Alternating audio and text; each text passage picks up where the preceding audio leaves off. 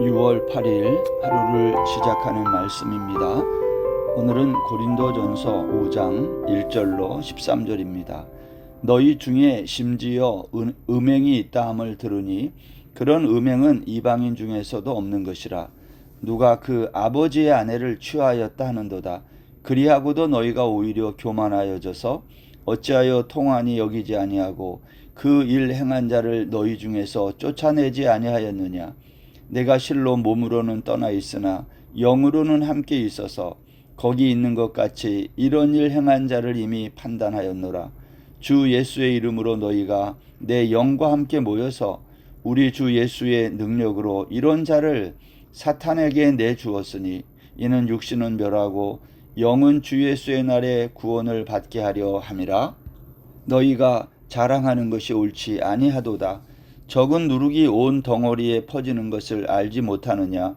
너희는 누룩 없는 자인데 새 덩어리가 되기 위하여 묵은 누룩을 내버리라. 우리의 유월절 양 곧 그리스도께서 희생되셨느니라. 이러므로 우리가 명절을 지키되 묵은 누룩으로도 말고 악하고 악의에 찬 누룩으로도 말고 누룩이 없이 오직 순전함과 진실함의 떡으로 하자.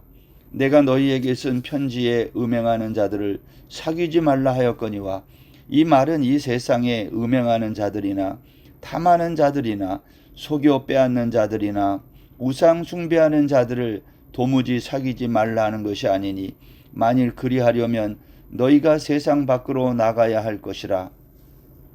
이제 내가 너희에게 쓴 것은 만일 어떤 형제라 일컫는 자가 음행하거나 탐욕을 부리거나 우상 숭배를 하거나 모욕하거나 술 취하거나 속여 빼앗거든 사귀지도 말고 그런 자와는 함께 먹지도 말라 함이라.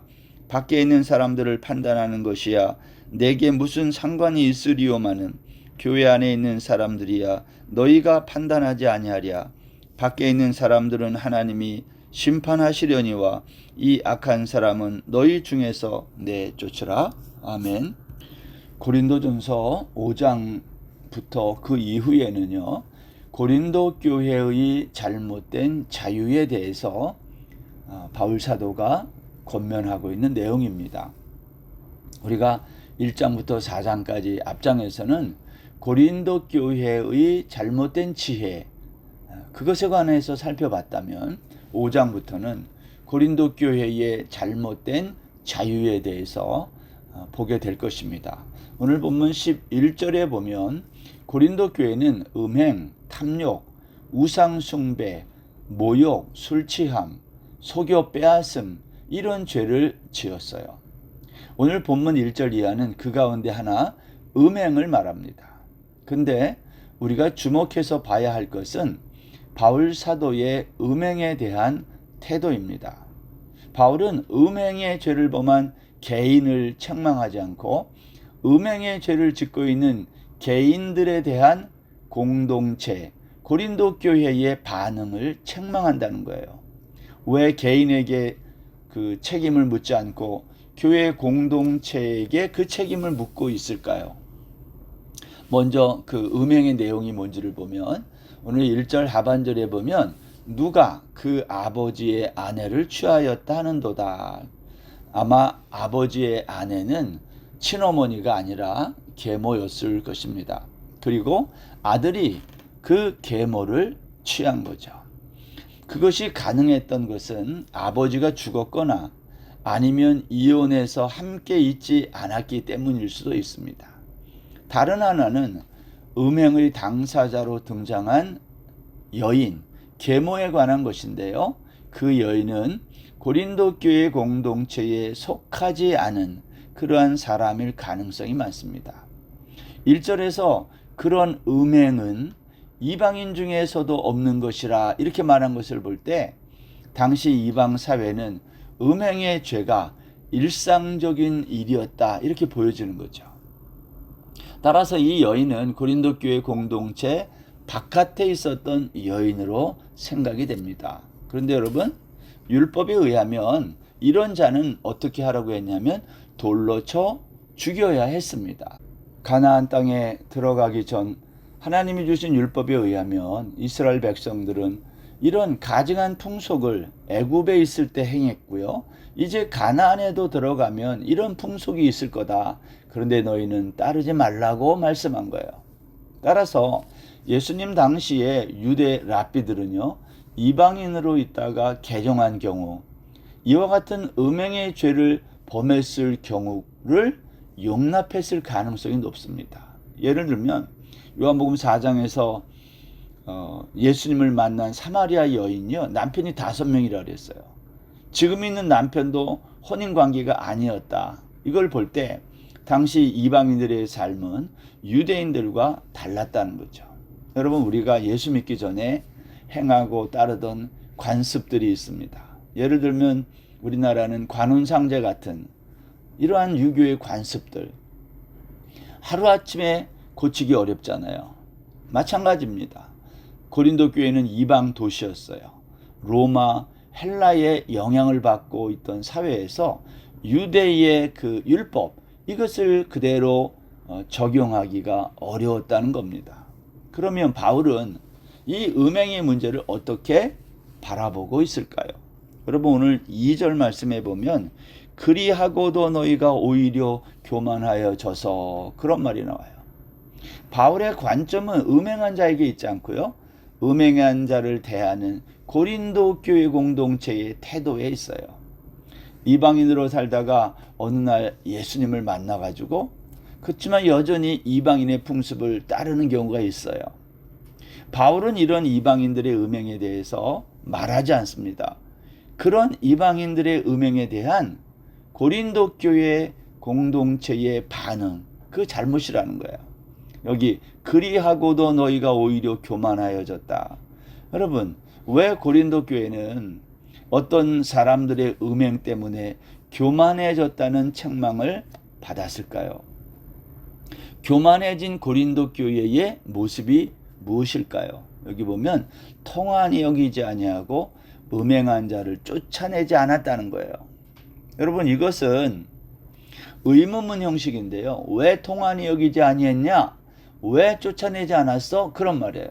바울은 고린도 교회에서 음행을 저지른 사람에 대해서 말하지 않고 오히려 그런 사람을 통한해 하지 않고 쫓아내지 아니한 고린도 교회를 책망하는 겁니다.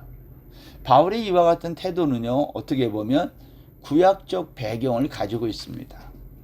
여호수아서 7장에 보면 여리고성을 정복하다가 아간이라는 사람이 전리품을 훔치잖아요.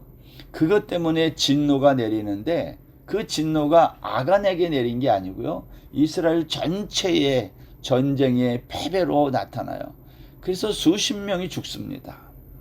이때 여호수아는 장로들과 같이 하나님의 교회 앞에 엎드려 옷 찢고 머리를 티끌에 뒤집어 쓰고 날이 저물도록 기도합니다.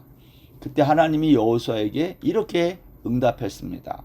여호수아 7장 10절 11절 여호와께서 여호수아에게 이르시되 일어나라. 어찌하여 이렇게 엎드렸느냐? 이스라엘이 범죄하여 내가 그들에게 명령한 나의 언약을 어겼으며 또한 그들이 온전히 바친 물건을 가져가고 도둑질하며 속이고 그것을 그들의 물건들 가운데에 두었느니라. 여러분, 11절에 의하면 아간이 범죄했는데 이스라엘이 범죄했다고 말해요. 아간이 범죄한 사건을 처리하는 하나님의 방식을 보면 오늘날 우리에게 일어나는 일들을 어떻게 바라봐야 하는지를 생각하게 합니다. 개인의 범죄는 개인의 범죄로 멈추지 않고 공동체 전체가 책임을 져야 한다는 겁니다. 그러면 여러분, 무엇이 고린도 교회로 하여금 음행을 대수롭지 않게 여기고 통한이도 여기지 않고 쫓아내지도 않게 했을까 하는 겁니다. 고린도전서 6장 12절 말씀인데요. 모든 것이 내게 가하나 다 유익한 것이 아니요 모든 것이 내게 가하나 내가 무엇이든지 얽매이지 아니하리라, 이런 말씀이 있어요. 여러분, 고린도 교회가 교만해진 원인은 그들이 가지고 있는 지혜와 지식 때문이었다는 거예요. 당시 고린도는 로마와 헬라의 영향을 받고 있었어요. 로마인들은 남자가 기혼녀가 아닌 처녀나 과부 또는 이혼녀와 관계를 맺는 것을 처벌하지 않았어요. 헬라인들은 남자가 결혼 지참금을 여자의 아버지에게 주도록 했어요. 그런데 아버지가 딸을 다른 곳으로 시집 보낼 경우 가족 전체의 경제적인 이익을 가져온다고 판단되면요, 지금의 결혼 관계를 끝내고 이혼시키고 다시 재혼시키는 거예요. 돈 때문에. 또한 헬라인들은 동거 생활만으로도 합법적인 결혼이 됐어요. 그러니까 동거 생활을 청산하면 이혼이 가능했다 이 말이죠. 여러분, 1세기 고린도 교회를 둘러싼 로마와 헬라 사회의 이와 같은 결혼에 대한 생각이 고린도 교회 성도들에게 영향을 주었다는 거죠. 오늘날 세상의 결혼에 대한 생각이 교회 안에 결혼을 앞둔 경건한 그리스도인들에게도 영향을 주고 있다는 겁니다. 고린도 교회 안에 근친 상간의 음행이 공연하게 벌어지고 이것을 교회가 금지하지 않는 것, 이게 세상의 영향이었다는 겁니다. 오늘 보면 6절에 보세요. 너희가 자랑하는 것이 옳지 아니하도다. 적은 누룩이 온 덩어리에 퍼지는 것을 알지 못하느냐. 이 말은 고린도 교회가 잘못된 음행을 도리어 자랑했다는 겁니다. 바울은 이와 같은 상황 속에서 중요한 가이드라인을 제공합니다. 모든 것이 가하나 모든 것이 유익한 것이 아니다 라는 입장. 여기 유익한 것이 아니요라는 말은요, 공동체의 유익을 말하는 것입니다. 우리가 음행이든지 우상숭배든지 술 취하는 문제든지 속이는 문제든지 모든 것의 기준은 거룩해야 할 교회 공동체에 어떤 영향을 주는지를 생각해야 된다는 거예요. 여기 오늘 4절과 5절 말씀에 주 예수의 이름으로 너희가 내 영과 함께 모여서 우리 주 예수의 능력으로 이런 자를 사탄에게 내주었으니 이는 육신은 멸하고 영은 주 예수의 날에 구원을 받게 하려 함이라 그랬어요. 바울 사도는 고린도 교회의 음행과 같은 것을 이미 알고 있었어요.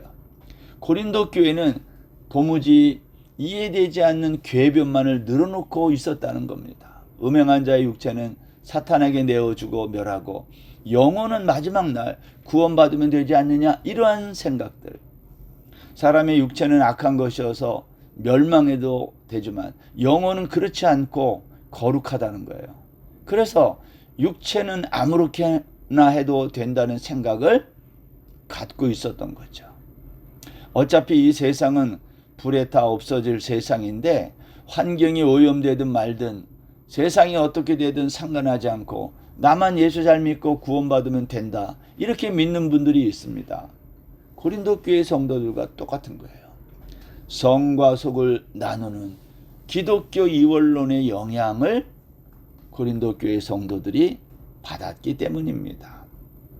여러분, 고린도 교회가 음행의 죄를 포함해서 탐욕, 우상숭배, 모욕, 술취함, 거짓, 속임수, 강탈 같은 성도들의 죄에 대해서 통한히 여기지 않고 공동체에서 쫓아내지 않는 이유, 바울 사도는 그걸 교만이라 그랬어요. 이 교만의 원인이 어디에서 왔다고요?